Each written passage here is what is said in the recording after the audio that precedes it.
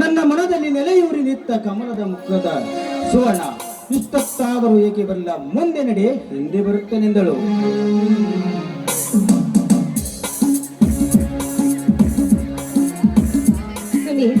ನೀವು ನನಗಾಗಿ ಎಷ್ಟೊಂದು ಪರಿತಪಿಸ್ತೀರಿ ಅಂತ ಮರೆಯಲ್ಲಿ ನಿಂತು ನೋಡ್ತಾ ಇದ್ದೆ. ಅದಿರ್ಲಿ, ನಮ್ಮ ಮದುವೆ ವಿಷಯ ಎಲ್ಲಿಗೆ ಬಂತು ಅಂತ.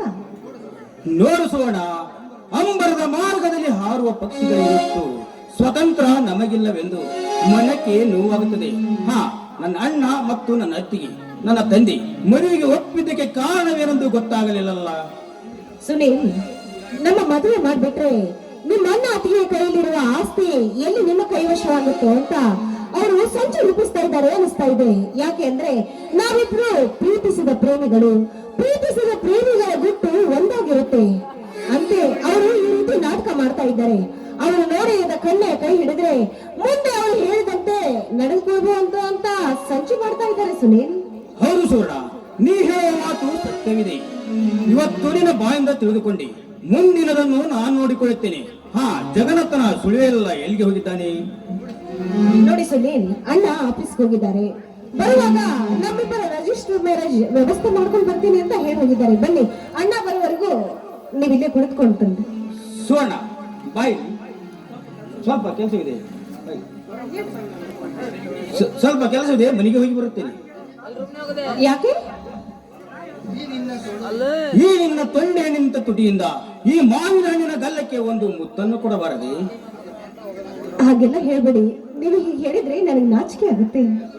ಎಲ್ಲರೂ ಹೀಗೆ ನಾಚುತ್ತಾ ಹೋದ್ರೆ ಇಷ್ಟೊಂದು ಜಗತ್ತು ಬೆಳೆತಿರಲಿಲ್ಲ. ಸುವರ್ಣ, ಪ್ಲೀಸ್.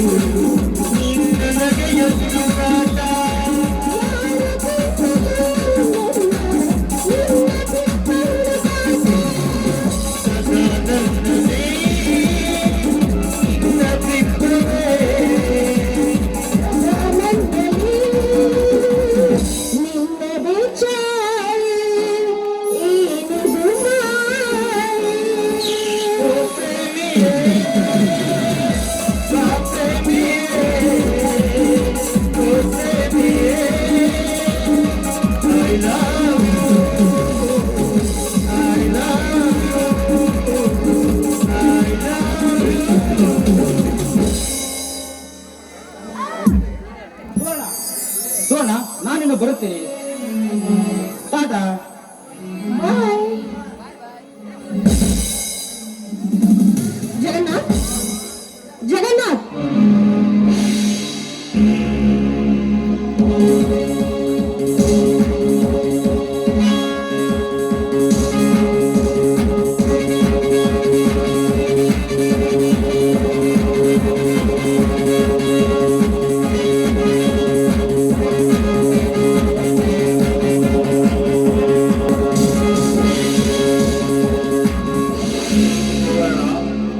ಸುನೀಲನ ಹೋದನಿ ಹೊರಟು ಹೋಯ್ತು. ಆ ಪೀಡಿಯನ್ನ ಇಲ್ಲಿಂದ ಕಳಿಸೋದ್ರೊಳಗೆ ನನಗಂತೂ ಸಾಕಾಗಿ ಹೋಯ್ತು ಜಗನ್ನಾಥ್. ಅಂದರೆ ಎಷ್ಟು ಬೇಗನೆ ಸುನೀಲನೊಡನೆ ಸರಸ ಮಾಡುವುದು ನಿನಗೆ ಸಾಕೋಗಿ ಹೋಗಿದೆ. ಮನವಿಯೋದ ಮೇಲೆ ನೀನು ಅವನ ಜೊತೆ ಕಾಲ ಕಳೆಯಬೇಕಾಗುತ್ತೆ. ಹಾಗಾದರೆ ಮುಂದೇನ ಗತಿ? ಬೇಸರವಾದ ನನ್ನ ಮನಸ್ಸಿಗೆ ತಣ್ಣೀರೆಚ್ಚುವ ಮನೋಹರ ನೀವಿದೆರಲ್ಲ ನನ್ನ ಜೊತೆಯಲ್ಲಿ. ಹಾಗಲ್ಲ ಸುವರ್ಣ, ಮದುವೆಯಾದ ನಂತರ ನಾನು ನಿಮ್ಮ ಮನೆಗೆ ಬಂದರೆ ಅಂದ್ರೆ ಅದೇ ಸುವರ್ಣ, ನೀನು ಕೈ ಹಿಡಿದು ಹೋಗಬೇಕೆಂದಿರುವ ಸುನೀಲನ ಮನೆಯಲ್ಲಿ ಅವನ ತಂದೆ ಹಾಗೂ ಅವನ ಅಣ್ಣ ಅವನ ಅತ್ತಿಗೆ ನೇರವಾಗಿ ಕಾಲ ಸರ್ಪದಂತೆ ಕಾಲತ್ತು ಕುಳಿತಿದ್ದ ಬಸವರಾಜ ನಾನು ಮನೆಗೆ ಬಂದರೆ ನನ್ನನ್ನು ಮನೆ ಬಿಡುವನೇ? ಏನ್ ಮಾಡ್ತಾರೆ? ನನ್ನ ಗಂಡನಾಗುವ ಗೋಲಿ ಗುಂಡ ನಾನು ಹೇಗೆ ಉಳಿಸ್ತೇನೋ ಹಾಗೆ ಉಳಿತಾನೆ ಇರುತ್ತೆ. ಮುಂದೆ ಮದುವೆ ಆದ್ಮೇಲೆ ಅವನ ನನ್ನ ಕೈವಶ ಮಾಡಿಕೊಂಡು ಅವರ ಅಣ್ಣ ಅತ್ತಿಗೆರ ಮೇಲೆ ಜಾಲತನದ ಬೀಜ ಬಿತ್ತಿ ಅವರನ್ನ ಮನೆಯಿಂದ ಹೊರ ಹಾಕಿ ನಾವಿಬ್ರು ಅಣ್ಣ ತಂಗಿರ ವೇಷದಲ್ಲಿ ಹಾಯಾಗಿರ್ಬಹುದು. ಈಗಾಗ್ಲೇ ಅವರ ಅಣ್ಣ ಅತ್ತಿಗೆರ ಮೇಲೆ ವಿಷದ ಬೀಜ ಬಿತ್ತಿಯೇ ಕಳಿಸಿದ್ದೀನಿ. ಇದೇ ವಿಷಯವನ್ನು ನಾನು ನಿನಗೆ ಬೋಧಿಸಬೇಕೆಂದು ಬಂದಾಗ ನನಗಿಂತ ಮುಂಚಿತವಾಗಿ ನೀನೇ ಬೋಧಿಸಿಬಿಟ್ಟಿರೋ ರಾಮಜ್ಜನ ಮನೆಯ ಇತಿಹಾಸವನ್ನು. ಇಷ್ಟೇ ಆದ್ರೂ ನಾನು ನಿಮ್ಮ ಕೈಯಲ್ಲಿ ಬೆಳೆದ ಹಕ್ಕಿ ಅಲ್ವೇನು? ನಾಳೆಯೇ ನಿನ್ನ ಕೃತಕ ಮದುವೆ. ಹೋಗ್ಲಿ ಬಿಡಿ, ನಿಮ್ಮಿಚ್ಛೆ ನನ್ನ ಸರ್ವ ಇಚ್ಛೆ. ಹಾಗಾದರೆ ಇದೇ ಸಂತೋಷ ಸಮಯದಲ್ಲಿ ಒಂದು ಪ್ರೇಮ ಗೀತೆ. ನಿಮ್ಮ ಸಂತೋಷನೇ ನನ್ನ ಸಂತೋಷ.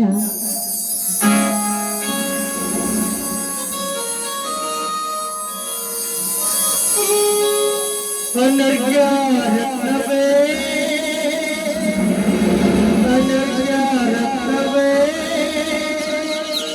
ಅನರ್ಘ್ಯ ರತ್ನವೇ,